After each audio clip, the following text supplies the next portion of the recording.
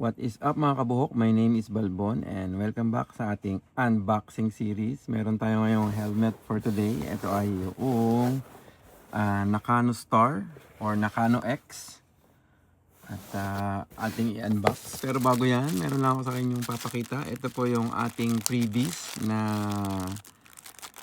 Balbon Cut na Dry Plus Balaklava. Exclusive yan. Ayan. Meron din akong dalawang pirasong sticker, isang reflectorized at saka isang normal na sticker. Ayan.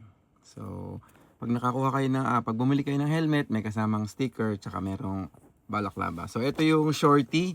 Ayan. Shorty lang siya na balaklava exclusive from Dry Plus. Ayan po.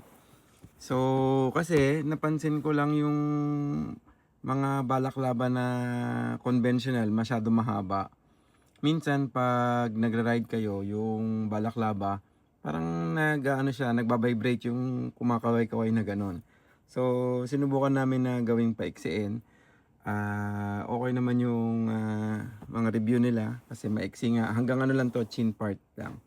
Yan, yun nga lang medyo expose yung leg nyo sa araw or sa elements. Pero ang goal ko naman kaya tayo nagbabalaklava kasi minsan is yung sweating para hindi ma-transfer dun sa paddings ng mga helmet para hindi agad bumaho. So yun naman yung sa akin. Pero anyways, yan po yung freebies ko ngayon, yung shorty na balaklava from Dry Plus. Ayan, exclusive. So alisin natin to dito.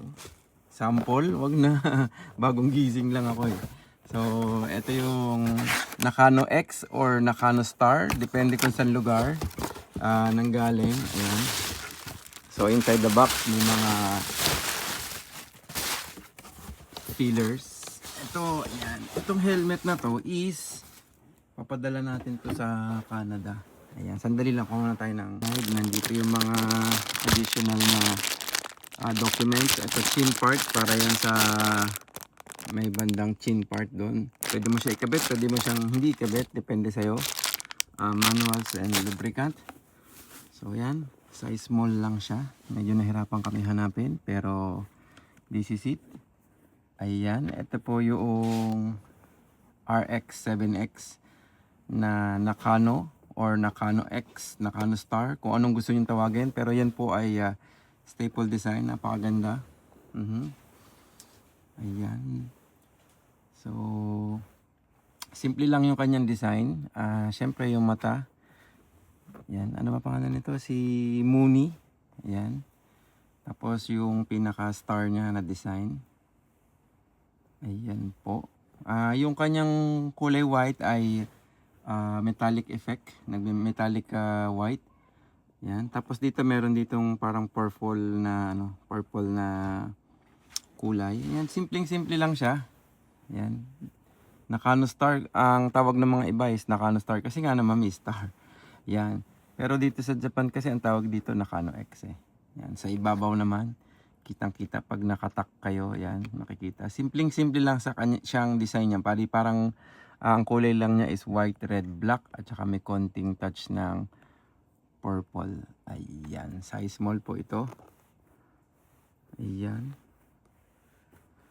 By YF Design ang nag-design yan. Tapos pala dito, ito mga kabuhok, yung part na to, pag kinabitan ng spoiler, may possible na pag tinanggal yung spoiler, possible na matanggal tong sticker na to. Kaya ingatan nyo lang. Makakabili lang tayo nito if bibili tayo ng spoiler na may kulay. So yun. Yan po yung Nakano Star. Ang natitira na lang naman na Nakano sa market is ito Nakano X or Nakano Star. Meron pa siyang Nakano Silver na Shuriken. Yung isa ay blue and red na magkaiba yung kabilang side.